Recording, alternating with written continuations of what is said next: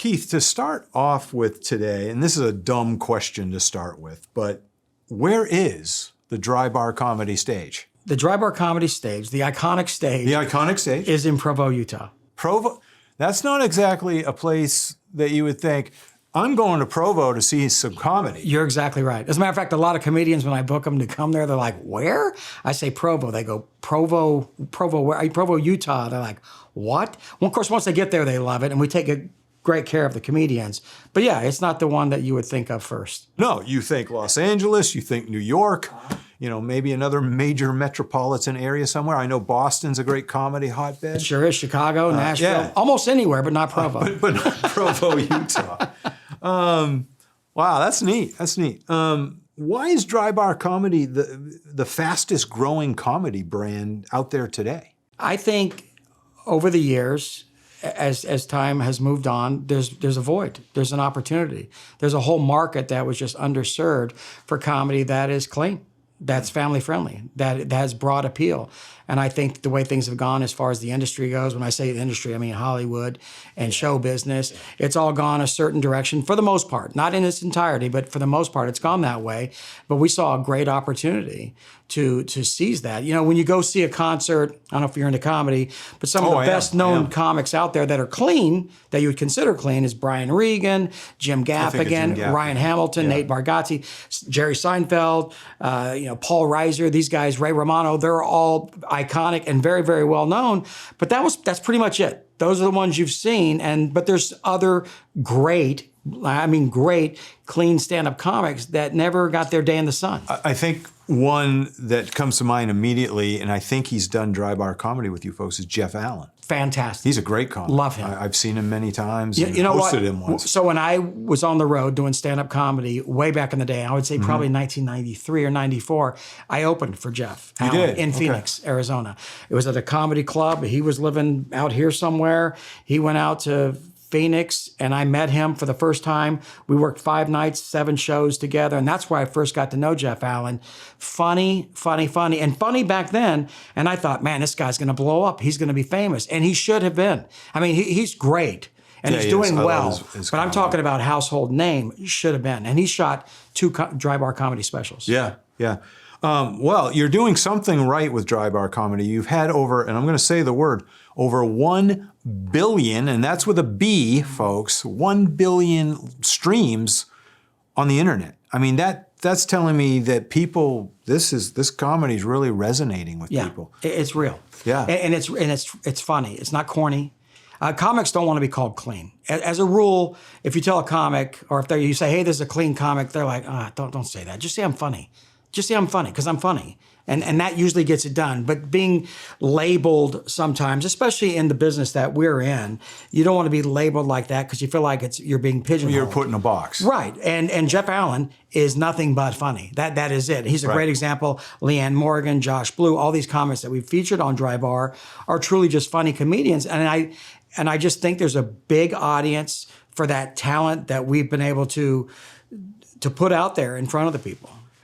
Why is it important for Dry Bar Comedy to have funny intersect with clean? Why is that so important to the success here? I just think it's just our objective as far as a company goes, as far as who we are, as far as what we want to promote and what we want to be, and the people, once again, that are underserved, that don't get all that great comedy, or it's very, very limited as far as how much of that is out there and how accessible it is. So we bring the comedians into Provo, Utah, to our studio, and I book every comedian that comes and performs there, and they love it. They have a great time, and they kill. It's amazing. I've watched some of it. I love to tell people, well, that's part of my job. I have to review and watch some of this material so I'll be able to intelligently talk about it. And that's one of the things I love about my job, is that I get to watch comedy in the middle of the day. Right. And I love that. And it was so good to do that in preparing for this interview. Let's back up the truck a bit. How did Dry Bar Comedy get started? And about 5 years ago, Neil and Jeff Harmon, you know them from Angel Studios. Yep. Neil was here earlier today. Yeah, Neil's a great guy and great friend, and so is Jeff. And they reached out to me and said, we'd like to put comedy out there on a larger level, but clean comedy, family-friendly comedy, comedy that has more broad appeal. We feel like there's an opportunity out there. So they reached out to me since I've been in this business for a long time, and I'm familiar with their values, and my values align with their values. But I also understand the industry. I also deal with agents on a daily basis. Right. And I deal with the industry and the studios. So I was able to reach out to a lot of the people that I know and book them to come do dry bar comedy. But we didn't know, even when we shot the first episode and the second, we didn't know really where it was going to go, but we wanted to throw it out there and see if it would stick, and it has. And it has, for sure. Over 1 billion streams. Yeah, we have 10 million social media subscribers right now. That's unbelievable. And that just tells you that we got a lot of great talent, a lot of funny comics, and there's a big audience for that. So what's your criteria for finding and developing comics for dry bar comedy? We don't typically develop. You don't develop. A lot of comedians or people that are aspiring comedians will reach out to me and say, hey, I'd like to do this one day. How do I do that? And the answer is, you got to get on stage. You got to write jokes that are funny for yourself, and you got to try it out because you have to work through that. Dry bar, the specials that are on there, these are all professional comedians. Comedians that have worked all over the place. Polished and good, the ones I watched. Yeah, they've appeared on Netflix. They've appeared on Last Comic Standing, on Tonight Show, Comedy Central. They've appeared all over the place, but maybe they haven't had that opportunity. Right. For the reach that we offer. So no, we bring in the comedians. If there's some that are like that I've known for a long time and they're not right for our brand, I'll tell them. So you don't go actively recruiting in clubs kind of thing around the country, or you just kind of people find you? Well, they find me, but I also know a lot of them. Yeah, you're tuned into that circuit. I'm one of them. So I know them, and I'll have someone call me, like a Jeff Allen will call me and say, hey, I've got this really good friend of mine that you probably don't know. So a lot of networking. Absolutely networking. And so I'll take a recommendation from a Jeff Allen because he understands the brand and understands what it can do for his career. Yeah, that's great. From your perspective, I mean, how is clean comedy better than what I'll call dirty comedy or blue comedy? I wouldn't say it's better. I would say it's different. I would say it's more difficult. I will tell you that.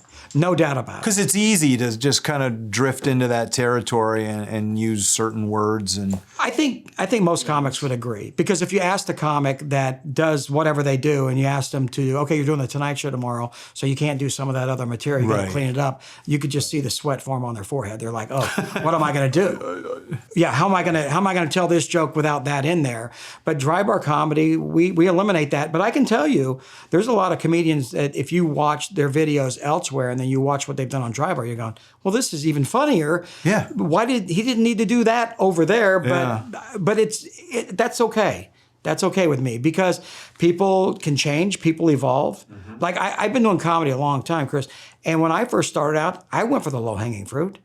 It's easy. It's easy. Absolutely. It's so and when easy you're up to on do. Stage and you're by yourself and you don't know what's going to happen. Got a bunch of people staring back. Maybe heckler here or there. Yeah, you'll maybe do, or you'll feel like maybe doing almost anything to get out of that uncomfortableness and get some kind of a laugh. Yeah. So for a good amount of my career, I would rely on a certain amount of that. Not a ton of that, but a little bit of that.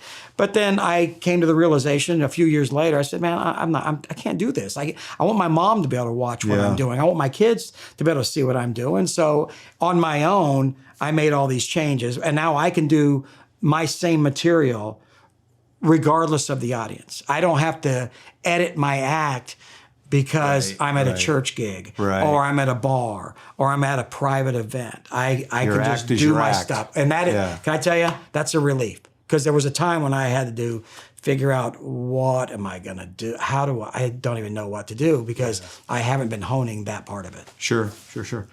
Your motto at Dry Bar Comedy is funny for everyone. Mm-hmm. This is to suggest that other comedy is just for some. Why the need to be so inclusive of involving everyone in the comedy? Funny for everyone. I think everyone's going to find it funny. Just like everyone finds, we talk about some of the comedians. Yeah, let's go. Every comic knows Jim Gaffigan's funny. Yeah. Every comic knows Jeff Allen's funny. I can tell you, even though he's not famous, people, the comics, the world that I'm in, they know who Jeff Allen is. And they know he's funny, even though he's not dirty. So funny for everyone, I think it kind of speaks for itself. And I think it does have more broad appeal. And I do believe there's a huge underserved audience out there that we're hopefully serving. This may be a dumb question, but what does dry bar stand for in the context of dry bar comedy? It's just a name. Oh, it's just a name. I thought there was some great symbolic meaning with shafts of golden light I need to come up with something. But I will tell you, where we tape our specials in Provo, Utah, that we don't serve alcohol. It's more of a studio type setting anyway. Gotcha. So we're taping specials, and the last thing we need is any kind of disruption or interruption while we're taping a special with all the cameras. How can people best support dry bar comedy? I understand there's a Kickstarter campaign. Is that the best way, or are there other avenues as well? The best way is to watch it. You watch it, you'll fall in love with it. You can check us out on YouTube, on Facebook. We have an app. You can subscribe to the app. It's awesome. Our complete library is on this app. It's Dry Bar Comedy Plus is the name of our app. And you can just check out special after special. If one's not your cup of tea, you could just scroll to the other. But we're on. We signed an agreement with Comedy Dynamics, which is the largest distributor of stand-up comedy in the world. We're the largest clean comedy library, and we've actually collaborating with them, and our content is... You've referenced a couple of places already, but where can people go to see dry bar comedy? Obviously, the live show would be in Provo, but where can they see it otherwise as a viewer, like on TV, online? Where can they absolutely. go? You can check it out on Apple TV. You can check it out on Roku. You can upload our app, and our app you can see it on Amazon Prime. And then you can just watch clips if you want on YouTube. Just Google Dry Bar Comedy. You'll get on there. You'll check it out. It's a rabbit hole. There's so much great content. I know. Then you'll be hooked. Yeah. I mean, I set out when I was doing my research. Yeah. I set out, I'll watch 2 or 3 clips and see how it goes.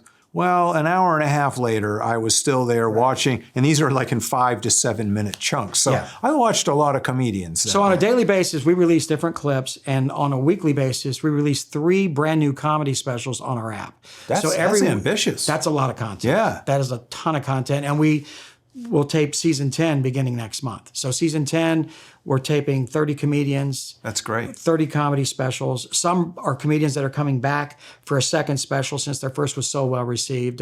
So it's a lot of fun. It is ambitious, but I believe there's a great audience for it, and I think we're trying to serve that audience. There is. Just a couple more questions for you. First one is, after people have watched a dry bar comedy performance or watched an episode online, what would you like your audience to get out of the experience? I mean, what's your greatest hope for this brand? I want them to share it with other people. I want them to say, you got to check this out, even if it's a specific comic or just the entire brand. But I do believe once you've watched one, you'll watch another. But I believe that the content is exceptional. It's high quality, and the comedians are great. We're going to continue to bring that same high quality comedy to the people. And one thing that we do that's different than most platforms, and as a comic, I can tell you this, when you travel around, you do a gig, you get paid, and that's it. And if you do the Tonight Show, they pay you scale, they give you a coffee mug and a T-shirt, and they can run your appearance 1,000 times with no residual income. The way we work at Dry Bar, we want the comedians, it's a collaborative effort. So they receive quarterly residuals based on the revenue generated by their special and by their clips. So we have comedians that have been slugging it away for years, that are very talented, worked very, very hard, and maybe have not been recognized, but they're now receiving residual income that can go on as long as people are still watching their stuff on all the various platforms. So as we add platforms to the platforms that we're actually on right now, the revenue made by a comedian is substantial. And I can tell you, it is rare. It just doesn't happen in this business. Right. Can't let you go. I'm going to ask you a couple of 2 or 3 popcorn questions here about comedy. Okay. For you, who've been in the business for 30 years, who was a comic that influenced you to want to get into the business? Is there any one person or a couple? I really I will tell you this, it'll probably shock you, but my favorite comedian growing up was Don Rickles. I love Don Rickles. He was my guy. I saw him perform 3 times, and he was fantastic. So he was probably, when I used to watch those old roasts Oh, I love those as a kid. I used to watch those. Those are awesome. I used to My love that. dad would get upset that I was watching them. From Yeah, time to the time. Dean Martin roast. Yeah. Yeah. So I would watch those, but some of the comics that inspired me. But I loved Sinbad. I had an opportunity to work with Sinbad. We had the same agent for a while. Yeah. And Sinbad is a great comic and a great person, and he's one of the people that inspired me. I also like Dennis Miller. I thought he was great. love Dennis I Miller. loved his smart politics and his Yeah. angle. He was always fun to watch. And Rob Schneider from Saturday Night Live is a good friend of mine, and it's one comic that I've loved and respected for many years. So there's a lot. I've had a lot of influences, a lot of great comics, but I love this business. It's the business I'm in, and I hope that we can maybe disrupt it a little bit because I think it could use a nudge. Yeah. Okay, here's the next question. Who is a comedian today that gets it right in your estimation? Famous? That could be anyone. Just like a person that you see on stage and you're like, that person, Ryan Hamilton. What's the name? His name's Ryan Hamilton. I've heard of him. Ryan Hamilton's a dear friend of mine, and I've known him he's from Idaho, and he's a great comic, and he has a Netflix special out that did well, and I'm working him over to have him do a dry bar special. He lives in New York City, and he absolutely gets it. He loves the art. He loves the craft. He's talented. He's a great writer, and his comedy appeals to the dry bar audience, a broad audience. Gary Goldman is another one that is another fantastic comic out of New York City. These are guys that get it. They're artists. They're not just comics slinging jokes. No, I know what you mean. But they're absolute artists, and I love what they do. That's awesome. Final popcorn question for you is, what is a movie that you've seen recently, a comedy movie that you absolutely love? I haven't seen a comedy movie recently. Okay, we'll just throw that question out. I promise you, I don't even watch those. I watch stand-up, and I watch the news, which I shouldn't watch the news. Well, yeah, there's a lot of great material. Oh, there's material. That's a fertile ground there. My goodness, we could talk for days about that. So, at any rate, Keith, thanks so much for being with us today. And I love dry bar comedy. I would recommend it to anyone. You can go down, as you said earlier, you can go down a rabbit hole watching all the various comedians. So it's just fantastic, and I wish you well. And thanks for your support on it, too. Absolutely. Appreciate it. Thanks, Absolutely. Chris.